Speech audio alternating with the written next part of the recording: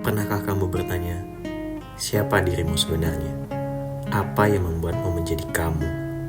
Dalam perjalanan hidup, seringkali kita sibuk mengejar banyak hal tanpa benar-benar mengenal diri sendiri. Hari ini, mari kita bahas sesuatu yang sangat mendasar, namun sering diabaikan. Self-concept atau konsep diri.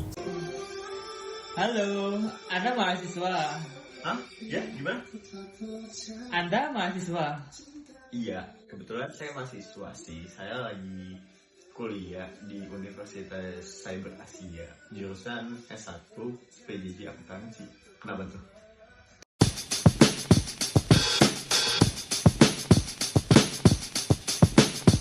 Tahu arti self-concept nggak? Oh, konsep ya. Ada sih mata kuliah saya yang ngebahas itu estetika humanisme. Konsep itu setahu saya ya, seingat saya ini tuh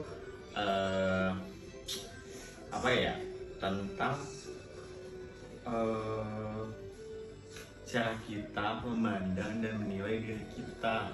Nah, walaupun ya hal itu mencakup keyakinan, pemikiran, dan perasaan kita tentang siapa kita, baik secara fisik, emosional, sosial maupun spiritual.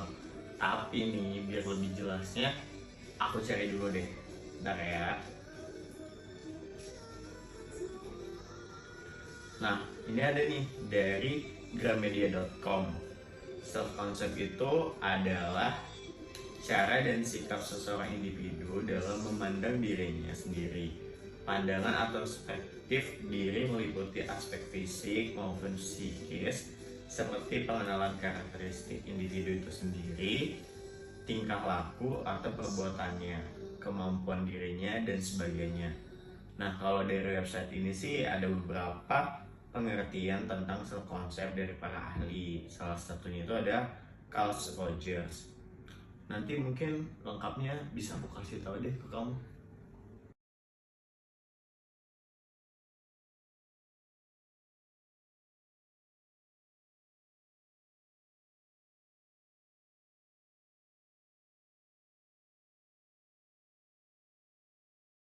Nah, kalau ini adalah self-concept dari gramedia.com, yaitu self-concept atau konsep diri adalah cara atau sikap seseorang individu dalam memandang dirinya sendiri.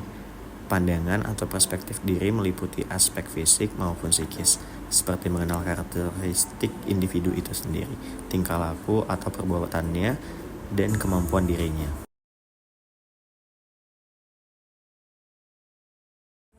Kemudian dikutip dari gramedia.com, ada beberapa pengertian konsep diri atau self-concept dari beberapa para ahli. Yang pertama itu ada Robert Berners. Kemudian ada Budi Anakaliat.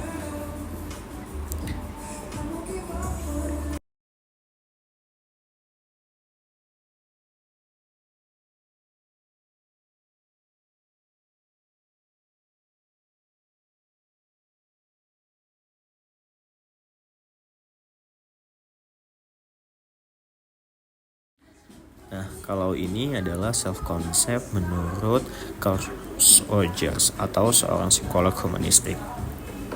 Konsep diri terdiri dari 3 bagian, yaitu pertama adalah real self, atau bagaimana kita melihat diri sendiri secara fisik dan psikologis. Yang kedua adalah ideal self, atau apa sih versi terbaik dari diri yang kita ingin capai. Dan yang ketiga adalah self-esteem, atau bagaimana kita menilai diri kita, seberapa berharga diri kita.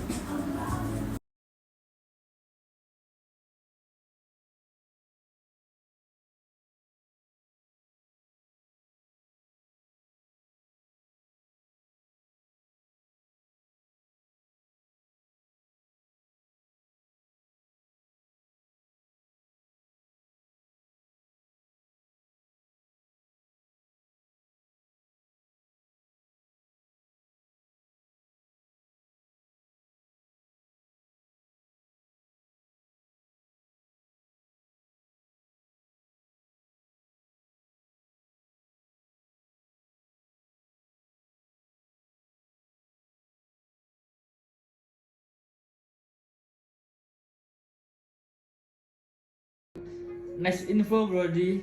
Tapi dari mana sih self concept itu terbentuk? Tunggu, gue minum kopi dulu ya. 1000 tahun kemudian, tereng.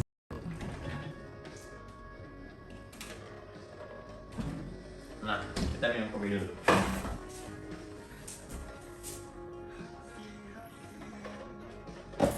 Tadi nanya apa? Dari mana konsep diri itu ya muncul? Jadi self konsep itu muncul dari karena itu dari diri kita sendiri, lingkungan, keluarga kita. Jadi hal-hal yang beriringan tubuh sama diri kita tuh yang mempengaruhi tentang konsep yang ada pada diri kita. Kalau aku baca di artikel sih, konsep itu nggak muncul gitu aja sih. Biasa itu terbentuk sejak kecil dari interaksi kita dengan orang tua, keluarga, lingkungan, dan pengalaman hidup.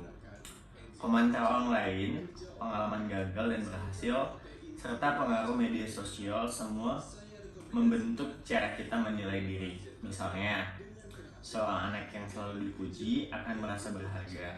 Sebaliknya, yang selalu dibandingkan mungkin tumbuh dengan keraguan dirinya. Jadi emang hal-hal yang ada dalam diri kita yang mengiringi pertumbuhan kita seperti keluarga, sosial, teman-teman, lingkungan. Kalau sekarang kayak media sosial itu yang mempengaruhi tentang konsep diri yang ada dalam pada diri kita. Oh gitu ya. Lalu dampak self concept itu sendiri apa?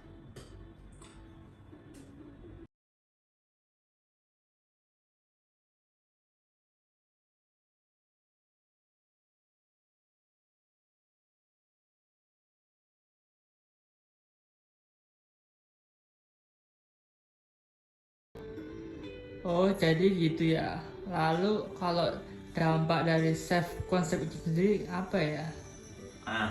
Kalau dampak dari self concept itu sendiri tuh, jadi kalau misalnya nih konsep diri kita tuh positif, membuat kita jadi lebih kuat, terus lebih percaya diri dan lebih bahagia, dan gak mudah terpengaruh itu dari penilaian orang lain. Kadang kan kita hidup ini banyak orang yang menilai kita ya, kayak judgmental ke kita atau kayak menilai hal-hal yang kita lakukan. Dengan kita memiliki self concept yang positif, jadi kita bisa lebih percaya diri akan pilihan hidup kita untuk ke hal yang lebih baik.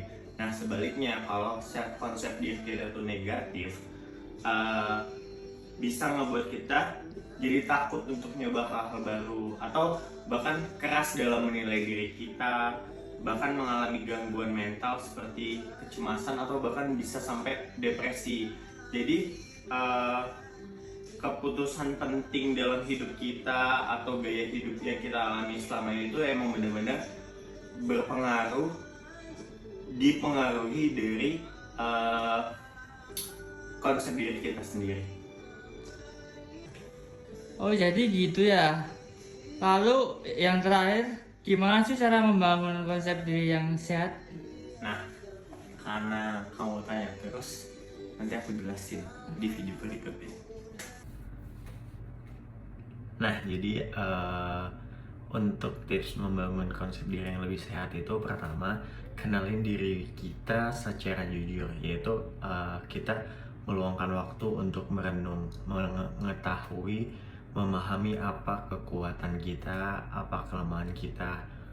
Bisa kita melakukan tes seperti di beberapa website kayak SWOT, itu yang Strength, Weakness, Opportunities, dan Traits.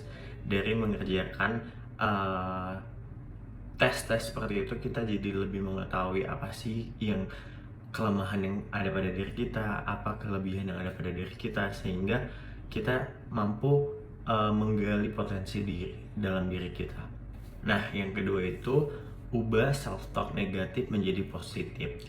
Nah, contoh self-talk negatif itu misalnya kita kalau nggak bisa melakukan sesuatu hal itu, kita kayak selalu ngomong aku bodoh. Nah, dengan kata-kata aku bodoh ini harus kita ubah menjadi positif, seperti aku sedang belajar, aku perlu lagi belajar. Nah, yang ketiga itu jangan bandingkan diri dengan orang lain. Kita semua itu punya jalan hidup yang berbeda. Fokuslah pada pertumbuhan diri kita sendiri. Jadi jangan membanding-bandingkan diri kita dengan orang lain, karena yang pertama tadi, setiap orang tuh punya kelemahan dan kelebihan masing-masing dan punya jalan hidupnya masing-masing. Kita nggak perlu membandingkan diri kita dengan orang lain, kecuali kita melihat orang lain untuk motivasi diri kita menjadi lebih baik, bukan menjadi diri kita semakin pesimis atau semakin iri melihat kesuksesan orang lain. Yang keempat itu adalah membangun lingkungan yang suportif.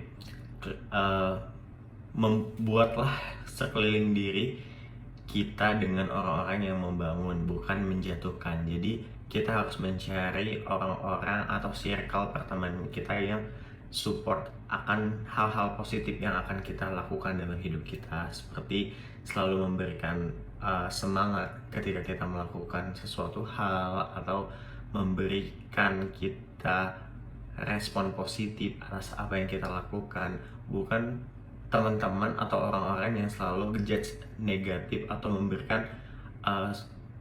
komentar-komentar yang membuat diri kita semakin pesimis akan melakukan sesuatu hal. Dan yang terakhir itu adalah terima ketidaksempurnaan, karena setiap manusia itu tidak ada yang sempurna. Kita terlahir sebagai manusia pasti memiliki kelebihan masing-masing dan kekurangan masing-masing. Dari kelebihan dan kekurangan itulah yang kita manfaatkan untuk menjadi pribadi yang lebih baik, bukan malah mengutuk diri karena ketidaksempurnaan kita. Self-concept bukan sesuatu yang statis. Ia tumbuh bersama waktu, pengalaman, dan kesadaran diri. Semakin kamu mengenal dan menerima dirimu, semakin kamu akan merasa damai dengan siapa dirimu sebenarnya. Ingat, kamu berharga, kamu cukup, dan kamu layak untuk hidup dengan penuh cinta terhadap diri sendiri. Kenali dirimu, hargai dirimu, jadilah dirimu. Self-concept bukan hanya tentang siapa kita di mata orang lain, tetapi tentang bagaimana kita memahami dan menerima diri sendiri sepenuhnya. Kita mungkin belum sempurna, tapi kita selalu punya ruang untuk tumbuh. Ingatlah, mengenal diri adalah perjalanan seumur hidup. Semakin kamu mengenal dirimu, semakin kamu bisa mencintai dan menghargai siapa dirimu sebenarnya.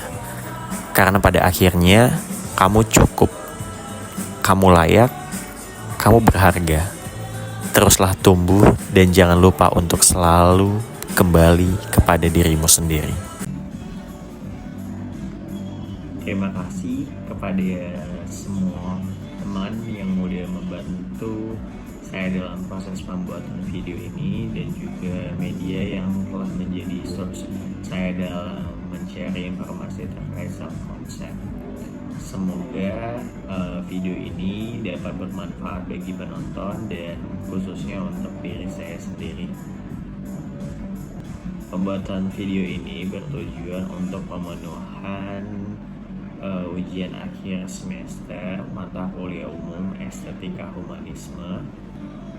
Apabila ada salah dalam penyampaian video, saya mohon maaf dan saya membutuhkan komentar positif untuk membangun diri saya menjadi lebih baik. Terima kasih.